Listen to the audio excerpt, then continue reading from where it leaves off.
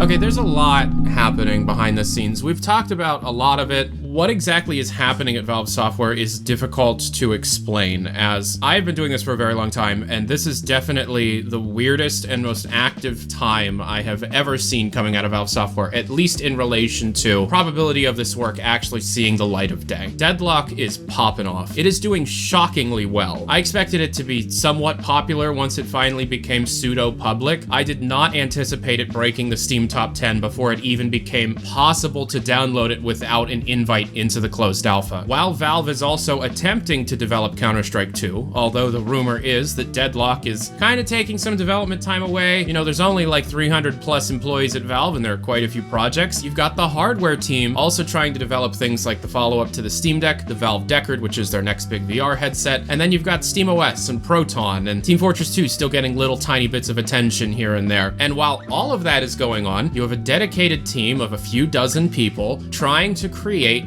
Half-Life 3. But there's a lot happening, and Valve needs as much help as they can possibly get. However, getting help into Valve Software is a lot more complicated than just putting a want ad in the paper and hoping the right person comes in. Valve is one of the most strict hiring processes that exists in the games industry. Unless you're good friends with one of the rock stars at Valve, you're not going to get hired. And so what Valve ends up doing is finding games and development studios whose processes they gel with, hiring as many of the people who are willing to come over from that team, not buying out the team, and then making them work on something else. This has happened a few times. The Kerbal Space Program devs were brought over. While they were originally working on Kerbal Space Program 2, the majority of those people no longer work at Valve. Campo Santo, the developers of Firewatch, and the unreleased In the Valley of Gods were brought on almost entirely to Valve Software to quote-unquote turn In the Valley of Gods into a Valve project. I am entirely comfortable in telling you that game is never seeing the light of day. That game is canceled. Do not listen to the Steam page having a 2029 release date. Almost every single, if not at the time of writing, every single person that Valve hired from Campo Santo is no longer at Valve Software. These are people that Valve needs for a specific thing. And although they might be under the impression that they're working on something entirely different, odds are Valve has an idea where you are going when they hire your team on. Campo Santo was integral to the development of Half-Life Alyx in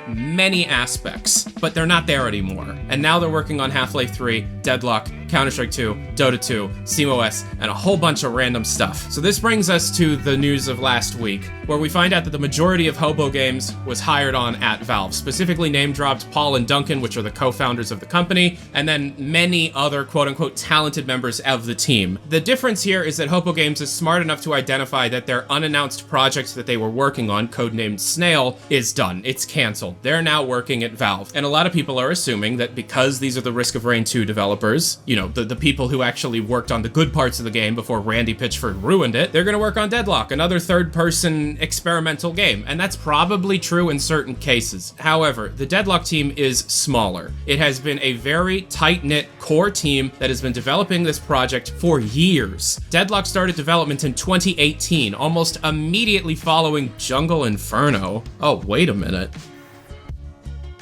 Oh no. But they don't necessarily need significantly more people working on the team, especially now. Yes, they rebooted the project and need a lot more artists, but they hired a lot more than just artists from this Hopoo team. They're going to be spread across multiple projects, and their two main ones, Deadlock and Half-Life 3, are where they are going. Will they last at the company past whatever the main project they're working on right now ends up being? History says no, probably not. It sucks to know that Valve's turnover rate with very talented developers is incredibly high, and I don't know what specifically to attribute it to, although it's probably up in the air and very different from case to case. Paul Norse and Duncan Naoki are the two people that were name-dropped. These are co-founders. These are the co-founders of Hopoo Games, you know, the main people behind Risk of Rain before it turned to shit. It's important to state that when people tell the public that they're working at Valve, they've usually been working there for a little while, but not long enough to have their own employee evaluation period over. Usually it's an unspoken rule of like some kind of probation before they go public, but it's a very short period of time. Odds are the people at Hopoo Games have only been working at Valve since the beginning of 2024 at the earliest. That's speculation, but it's speculation based on a lot of studying Valve over the last 15 years. I'm gonna wager a guess to say that some of them are working on Deadlock specifically because of the Neon Prime to Deadlock shift requiring a significant amount of art refresh and story refresh in order to reach the final version of the product, but the majority of the people are working on the Half-Life project. HLX, aka the third major Half-Life game in the franchise, where the player is playing as an HEV suit wearing crowbar wielding character, fighting Zen gorillas and feral man hacks on a Super Mario Galaxy orb. Yeah, you didn't think you were gonna get any Half-Life 3 news? I'm sneaking it into every single video I make. You ever played Super Mario Galaxy or Prey 2006 with the spherical gravity? Yeah, Zen's gonna have that. The off-world segments are gonna be a lot like frickin' Super Mario Galaxy. What is Valve doing? I also want to correct a misunderstanding in the public. Gabe Follower stated that there were open world elements in Half-Life 3, and the public took that and ran with it, essentially saying that, oh, Half-Life 3 is gonna be a pseudo open world game. No, it is not. It is still a very linear game with levels that open up a lot wider than other games in the series. It is not open world, it's more open area, but it's still a linear experience. It's a linear experience with high replayability, because the big things that Valve is trying to sell here that we understand right now: procedural generation inside activities within the levels in order to increase replayability, and the materials that these environments are constructed out of are voxels to allow for high levels of destructivity freedom for the player. There's obviously going to be more than that. In order for Valve to feel comfortable to release Half-Life 3, they have to revolutionize spoons and forks and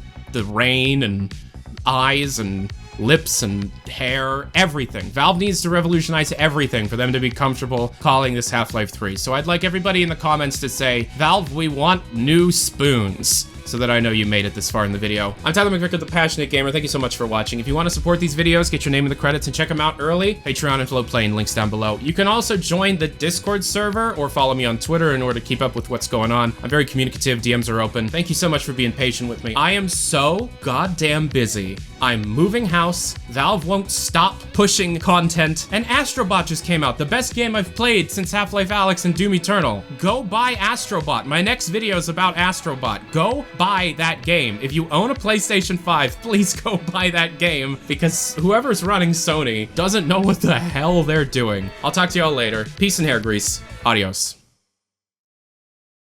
Chicanery, all this chicanery, Jimmy schemes, this trickery, it's plain to see. Chicanery, it's haunting me, but no one else believes what it could be.